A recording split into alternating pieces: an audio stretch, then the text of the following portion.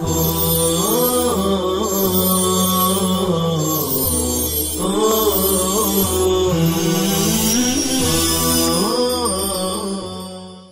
اللہ الرحمن الرحیم الحمد للہ رب العالمین الحمد للہ حمدا کثیرا طیبا مبارکا فیہ وصلی اللہ وسلم علی نبینا محمد وعلی آلہ واصحابہ وبارک وسلم تسلیما کثیرا کثیرا.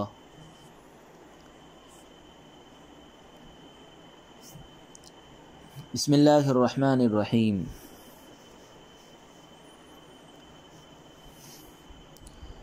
وَإِن كَانَ مَالُهُ أَكْثَرَ مِن دَيْنِهِ زَكَّ الْفَاضِلَ إِذَا بَلَغَ نِصَابًا بِالْفَرَاغَةِ عَنِ الْحَاجَةِ. اور اگر مدیون کا مال اس کے قرض سے زائد ہو تو مدیون زائد مال کی زکوٰۃ ادا کرے بشرطے کہ وہ مالی حاجت سے فارغ ہو کر نصاب تک پہنچتا ہو. والمراد به دین له مطالب من جهة العباد. اور دین سے وہ قرض مراد ہے جس کا بندوں کی طرف سے کوئی مطالبہ کرنے والا ہو. حتى لا يمنع دین النذر والکفارة. یہاں تک کہ نذر اور کفارے کا دین مانع زکوٰۃ نہیں ہے. ودین الزکاة مانع حال بقاء النصاب. اور دین زکوٰۃ بقائے نصاب کے وقت مانع زکوٰۃ ہے. لأنه ينتقص به النصاب. اس لیے کہ اس سے نصاب کم ہو جائے گا. وَكَذَا بَعْدَ الْإِسْتِهْلَاكِ. اور ایسے ہی نصاب ہلاک کرنے کے بعد بھی دین زکوٰۃ مانع ہے. خلافاً لزفر فیہما. امام زفر رحمہ اللہ تعالی کا ان دونوں صورتوں میں اختلاف ہے. ولی ابی یوسف رحمہ اللہ تعالی فی الثانی علی ما روی عنہ. اور امام ابو یوسف رحمہ اللہ تعالی کا دوسری صورت میں اختلاف ہے اس روایت کے مطابق جو ان سے مروی ہے. لأن لہ مطالبا. اس لیے کہ دین زکوٰۃ کا مطالبہ کرنے والا موجود ہے. وَهُوَ الْإِمَامُ فِي السَّوَائِمِ وَنَائِبُهُ فِي أَمْوَالِ التِّجَارَةِ فَإِنَّ الْمُلَّاكَ نُوَّابُهُ. اور وہ مطالب سوائم میں امام المسلمین ہیں اور اموال تجارت میں اس کا نائب ہے. چنانچہ مالکان ہی امام کے نائب ہیں.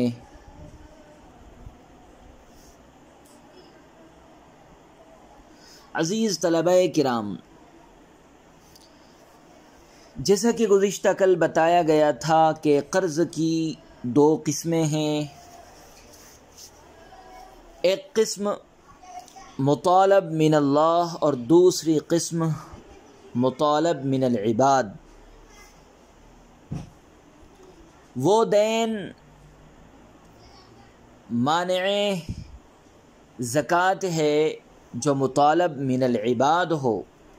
اور وہ دین جو مطالب من اللہ ہے وہ مانع زکوٰۃ نہیں ہے. اسی مسئلے کی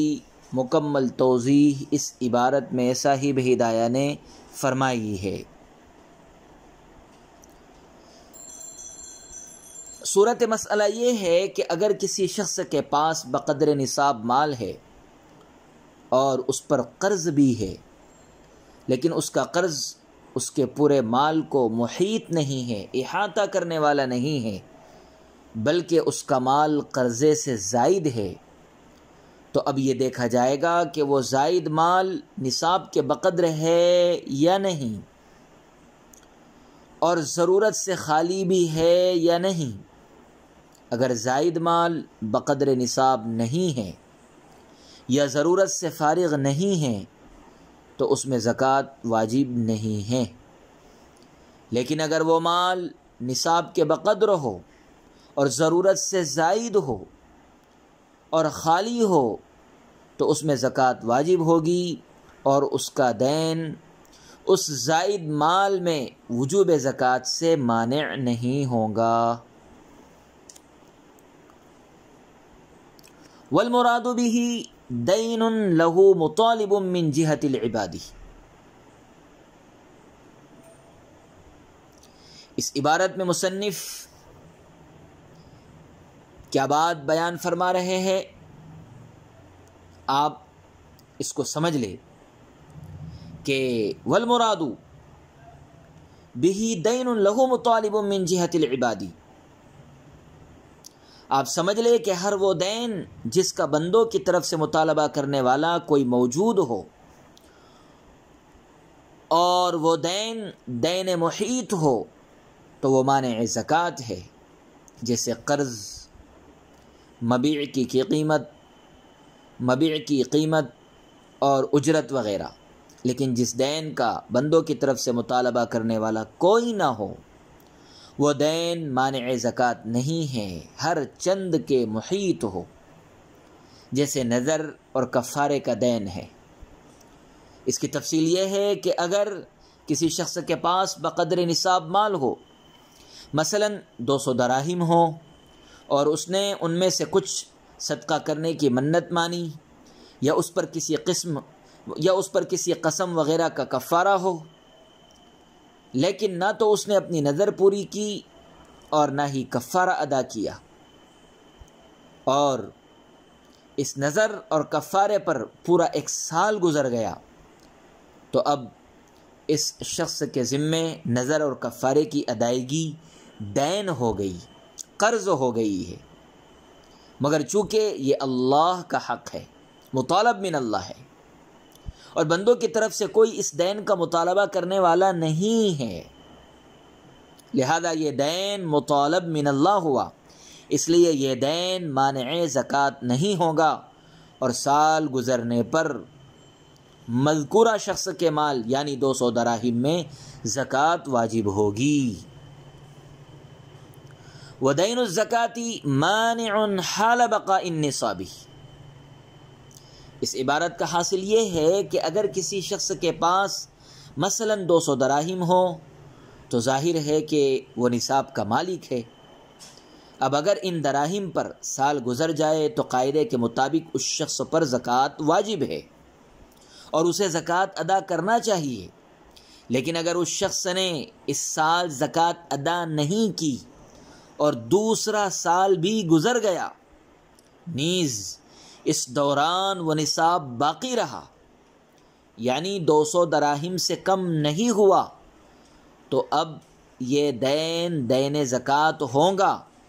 اور دوسرے سال کی زکوٰۃ کے وجوب سے مانع ہوگا، کیونکہ اس پر پہلے سال کی زکوٰۃ کا دین ہے، اور جب وہ شخص اس دین کو ادا کرے گا تو دوسرے سال میں اس کا نصاب کم رہ جائے گا، یعنی 200 میں سے اس کے پاس صرف 195 دراہم رہ جائیں گے، پہلے سال کی زکوٰۃ جو اسے ادا کرنی تھی، جو دین اس کے ذمے ہیں، اس میں سے 195 دراہم رہ جائیں گے جو نصاب کی مقدار کو نہیں پہنچتے، حالانکہ وجوب زکوٰۃ کے لیے بقدر نصاب ملکیت ضروری ہے جو 200 دراہم ہے۔ صاحب ہدایہ نے لِأَنَّهُ يَنْتَقِصُ بِهِ النِّصَابُ سے اسی کو بیان فرمایا ہے۔ صاحب ہدایہ فرماتے ہیں لِأَنَّهُ يَنْتَقِصُ بِهِ النِّصَابُ، اس لیے کہ اس سے نصاب کم ہو جائے گا، اور جب نصاب ہی کم ہو گیا تو اس پر زکوٰۃ واجب نہیں ہوگی۔ وَكَذَا بَعْدَ الْإِسْتِهْلَاكِ، اور اسی طرح نصاب ہلاک کرنے کے بعد بھی دین زکوٰۃ مانع ہے۔ اس کی شکل بھی پہلے والے مسئلے سے ہم آہنگ ہے، جس کی تفصیل یہ ہے کہ اگر کسی شخص کے پاس 200 دراہم ہو اور ان پر سال گزر جائے لیکن زکوٰۃ ادا کرنے سے پہلے وہ انہیں ضائع کر دے یا خرچ کر دے اور پھر سے اس کے پاس 200 دراہم جمع ہو جائے تو حولان حول کے بعد بھی ان پر زکوٰۃ واجب نہیں ہوگی، کیونکہ اس پر پہلے والے 200 دراہم کی زکوٰۃ دین ہے، اور اس دین کو ادا کرنے کے بعد وہ شخص مالک نصاب نہیں رہ جائے گا، اس لیے کہ ادائے دین کے بعد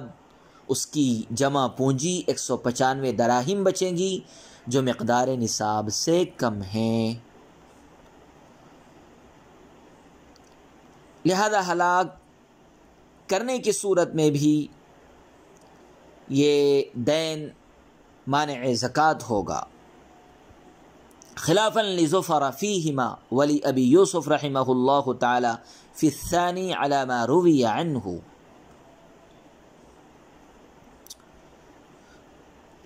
صاحب ہدایہ فرماتے ہیں کہ امام ظفر اوپر بیان کردہ دونوں صورتوں میں، یعنی حولان حول کے بعد زکوٰۃ ادا نہ کرنے والی صورت میں اور حولان حول کے بعد نصاب کو ہلاک کرنے والی صورت میں، دونوں صورتوں میں زکوٰۃ نہ ادا کرنے والی صورت اور مال کو ہلاک کرنے والی دونوں صورتوں میں ہمارے مخالف ہیں۔ ہم کہتے ہیں یہ دین مانع زکوٰۃ ہوگا، امام ظفر رحمۃ اللہ علیہ فرماتے ہیں دونوں صورتوں میں یہ دین مانع زکوٰۃ نہیں ہوگا، اور ان دونوں صورتوں میں ان کے یہاں دین زکوٰۃ وجوب زکوٰۃ سے مانع نہیں ہوگا، اور دوسرے سال میں ان کے یہاں زکوٰۃ واجب ہوگی۔ امام ظفر رحمہ اللہ تعالیٰ کی دلیل حسب روایت سابق یہاں بھی قیاس ہے۔ وہ فرماتے ہیں کہ دین زکوٰۃ بھی دین نظر اور دین کفارہ کے مشابہ ہے۔ امام ظفر رحمۃ اللہ علیہ فرما رہے ہیں دین زکوٰۃ بھی دین نظر اور دین کفارہ کے مشابہ ہے، یعنی جس طرح ان دیون کا بندوں کی طرف سے کوئی مطالب نہیں ہوتا دین نظر اور دین کفارے کا، اور یہ مانع زکوٰۃ نہیں ہوتے، اسی طرح دین زکوٰۃ کا بھی بندوں کی طرف سے کوئی مطالب نہیں ہوتا، لہذا یہ دین بھی مانع زکوٰۃ نہیں ہوگا۔ ولی ابی یوسف رحمہ اللہ تعالی فی الثانی، صاحب ہدایہ فرماتے ہیں کہ امام ابو یوسف رحمۃ اللہ علیہ دوسری صورت میں ہمارے مخالف ہیں، یعنی اگر کسی شخص نے حولان حول کے بعد نصاب کو ہلاک کر دیا اس صورت اور پھر وہ نصاب کا مالک ہوا تو دوسرا سال گزرنے پر ہمارے یہاں زکوٰۃ واجب نہیں ہوگی، لیکن امام ابو یوسف رحمۃ اللہ علیہ کے یہاں اس صورت میں زکوٰۃ واجب ہوگی۔ گویا امام ابو یوسف رحمۃ اللہ علیہ استہلاک نصاب اور عدم ادائے زکوٰۃ دونوں صورتوں میں فرق کرتے ہیں، اور فرق کی وجہ بقول صاحب بنایا یہ ہے کہ پہلی صورت میں جب اس نے زکوٰۃ ادا نہیں کی اور نصاب باقی ہے تو عاشر اور زکوٰۃ وصول کرنے والا زکوٰۃ کا مطالبہ کر سکتا ہے، لہذا زکوٰۃ کا مطالبہ کرنے والا موجود ہے، اور جب زکوٰۃ کا مطالبہ کرنے والا موجود ہوگا تو یہ دین مانع زکوٰۃ ہوگا، مطلب اس پر زکوٰۃ کی ادائیگی واجب نہیں ہوگی۔ لیکن دوسری صورت میں، استہلاک کی صورت میں، جب حولان حول کے بعد میں کسی شخص نے زکوٰۃ ادا نہیں کی اور مال نصاب ہلاک ہو گیا تو مطالبہ زکوٰۃ کے تمام راستے بند ہو گئے، مسدود ہو گئے۔ اس لیے اس صورت میں